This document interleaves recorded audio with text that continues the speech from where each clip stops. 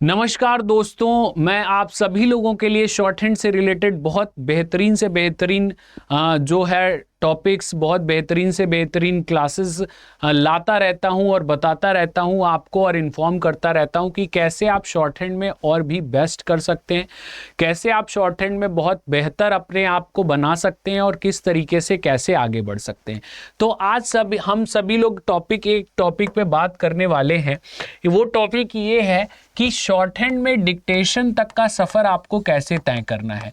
जो short hand में आप डिक्टेशन तक पहुंचेंगे, वो किस तरीके से आप डिक्टेशन पार्ट तक पहुंच पाएंगे, हम इसके बारे में बात करने वाले हैं। तो भाई सबसे पहले जो है मैं आप सभी लोगों को कुछ बेसिक कंसेप्ट, बेसिक फंडामेंटल्स बताने वाला हूं, जिसको कि आपको शॉर्ट हैंड डिक्टेशन तक पहुंचने के लिए फॉलो करना पड़ेगा।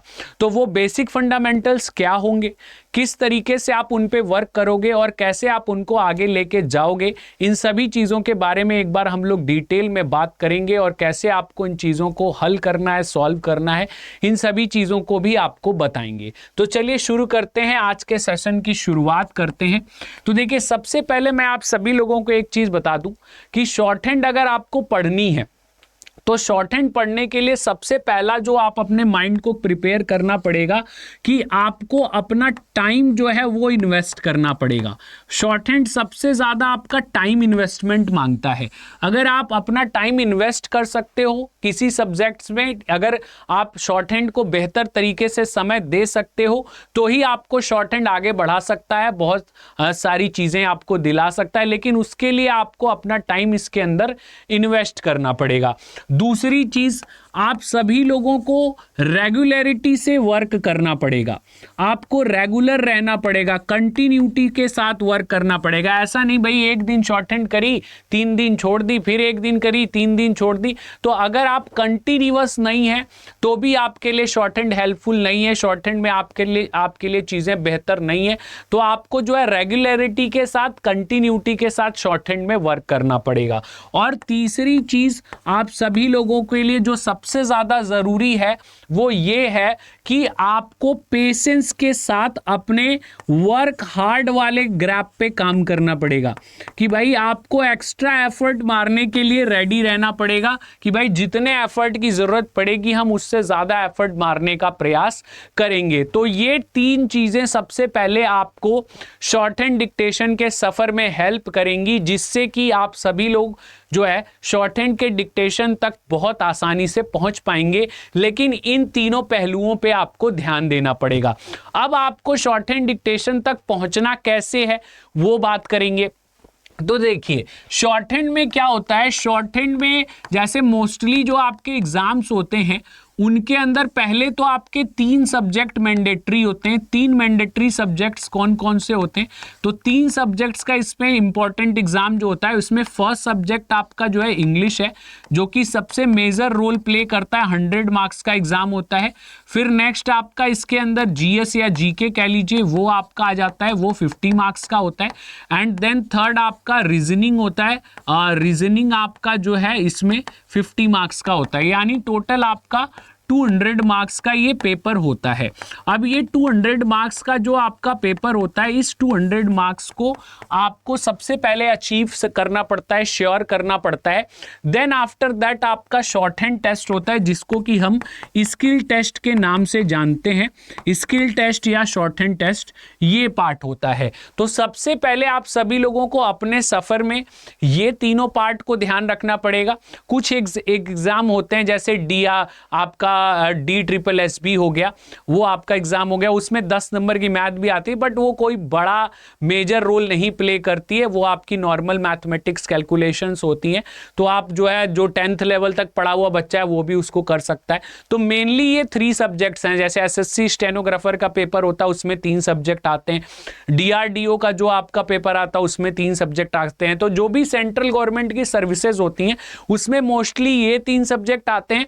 और फिर उसके बाद आपका जो है स्किल टेस्ट आ जाता है। तो अब स्किल टेस्ट में किस तरीके से आपको तैयार करना पड़ता है, तो स्किल टेस्ट के लिए आपको सबसे पहले ध्यान रखना पड़ता है कि जो शॉर्ट हैंड का बेसिक बुक है, सबसे पहले इस बेसिक बुक को आपको कंप्लीट करना पड़ता है कि जो शॉर्ट हैंड का आपका बेसिक बुक है वो आपका किस तरीके से कंप्लीट होगा, क्योंकि जितने भी रूल्स शॉर्ट हैंड ड्रॉ करने के होते हैं, जितने भी नियम शॉर्ट हैंड ड्रॉ करने के होते हैं, सब इसी बेसिक बुक में होते हैं। तो उसके बाद आप सभी लोगों को सबसे पहले ये 3 सब्जेक्ट्स के साथ साथ ये जो अपना बेसिक बुक पे वर्क करना है, इस बेसिक बुक वाले पार्ट को भी सही तरीके से कवर करना पड़ेगा कि भाई आप सभी लोग इनको लगातार सही तरीके से कवर कर रहे हैं या नहीं कर रहे हैं। क्योंकि देखिए इसमें मैंने बताया ना, रेगुलरिटी और बहुत ज्यादा जरूरी है।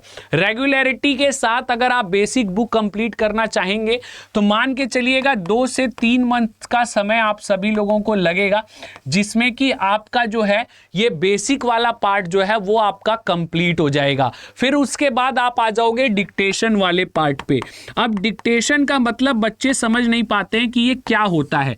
जैसे आप सभी लोग कभी ध्यान दिए होंगे कि जब आप कोर्ट वगैरह में जजमेंट वगैरह होती है तो वहां पे एक बंदा जज के नीचे बैठा होता है और वो चीजों को फटाफट टाइप कर रहा होता है। तो एक्चुअली उनकी हैबिट इतना ज्यादा डेवलप हो जाती है कि वो डायरेक्टली जो है इंग्लिश या हिंदी को टाइप कर लेते हैं। बट जो स्टेनोग्राफर क्या करता है, उन बातों को सबसे पहले स्टेनो में लिखता है और फिर उसके बाद उसको वो टाइप करके जो मैटर रहता है वो आगे फॉरवर्ड करता है। तो स्टेनोग्राफर का वर्क ये है कि इंग्लिश या हिंदी को शॉर्ट में लिखना। तो इस डिक्टेशन में आपको यही चीज ट्रेनिंग दी जाती है कि भाई जब आपको कोई मैटर, कोई डिक्टेशन, कोई पार्ट बोला जाएगा तो उसको कैसे आप फटाफट से स्टेनोग्राफी में या शॉर्ट हैंड में आप उसको लिख पाओगे अलग अलग स्पीड पे। मान लीजिए आपको 80 वर्ड प्रति मिनट के हिसाब से बोला जाए, 100 वर्ड प्रति मिनट के हिसाब से बोला जाए, 120 वर्ड प्रति मिनट के हिसाब से बोला जाए, तो अलग अलग स्पीड पे आपको किस तरीके से उन पार्ट्स को लिखना है उसके लिए आपको ट्रेनिंग दी जाएगी। उसके लिए आपको बताया और समझाया जाएगा कि किस तरीके से आप जो है अपने डिक्टेशन वाले पार्ट को इंप्रूव करें। तो ये आपके फेजेस होते हैं। फर्स्ट फेज आपका जैसे बेसिक बुक और ये जो तीनों पार्ट हैं, अगर आप इन दोनों फेज को एक साथ लेके चलते हैं तो आप सभी लोगों को बेनिफिट ये होता है कि आपका ये पार्ट भी एक आपका साथ साथ और ये पार्ट भी साथ साथ, दोनों एक साथ रेडी हो जाते हैं और आपको किसी के लिए इंडिविजुअल समय नहीं देना पड़ता है। तो इसमें आप सभी लोगों के जो स्टेनोग्राफी का सफर है डिक्टेशन तक का, उसमें आप सभी लोगों को कंटिन्यूटी के साथ, रेगुलरिटी के साथ और अपने तगड़ी मेहनत के साथ वर्क करना पड़ता है, जिसमें कि आप जो है अपने सफर को इन सभी चीजों के पहलुओं के हिसाब से तय करते हैं और आप अपने डिक्टेशन प्रोसेस पे पहुंच जाते हैं। तो भाई यहाँ पे आपको बहुत ही पेशेंस से, बहुत ही अपने टाइम को लेके बहुत श्योर रहना पड़ेगा कि भाई हम इतना समय इस सब्जेक्ट को देंगे, इतना समय इस सब्जेक्ट को देंगे और स्टेनोग्राफी भी साथ साथ करते रहेंगे। तो इन सभी रेगुलरिटी, कंटिन्यूटी के साथ साथ आप सभी लोगों को धैर्यपूर्वक स्टेनोग्राफी में आगे बढ़ना होता है। तो यहाँ पे ये जो डिक्टेशन तक का सफर है वो इसी तरीके से आपको तय करना है। अपने सब्जेक्ट्स को अपने साथ रखना है, अपने स्किल वाले पार्ट को अपने साथ रखना है और साथ ही साथ जो मैंने आपको ये 3 कंसेप्ट बताए जिनको कि आपको अपने लाइफ में हमेशा फोकस्ड वे में चलने में मदद करेंगे, उन 3 कॉन्सेप्ट्स के ऊपर ध्यान रखना है। तो ये भाई इसी तरीके से, इसी वे में आपका जो स्टेनोग्राफी का सफर है वो आपका चलता रहेगा। मेहनत करते रहेंगे, कंपटीशन देते रहेंगे और उनको आप क्लियर करते रहेंगे। तो भाई ये वे, ये तरीका अगर आप सभी लोगों को पसंद आता है तो भाई एक बार जरूर मुझे लाइक जरूर करिए, शेयर करिए। और अगर आपको लगता है कि भाई आपको और भी किसी बारे में शॉर्ट हैंड में डाउट है या कोई दिक्कत है तो कमेंट में जरूर कमेंट करके बताइए कि सर इस चीज के बारे में भी आप वीडियो बनाइए। जरूर वो वीडियो बनेगी और आप सभी लोगों तक पहुंचेगी। चलिए भाई आज के अंक में इतना ही रखेंगे। अगली क्लास में अगली बातों के साथ आपके लिए बहुत सारी नई नई बातें ले आएंगे। तब तक आप सभी लोग अपना ध्यान रखिए, मेहनत करते रहिए और बने रहिए हमारे साथ, ताकि आप सभी लोगों के स्टेनो की जानकारी और भी अच्छी होती जाए। चलिए तो मिलते हैं अगली क्लास में, अगले अंक में, अगली चीजों के साथ। जय हिंद, जय भारत।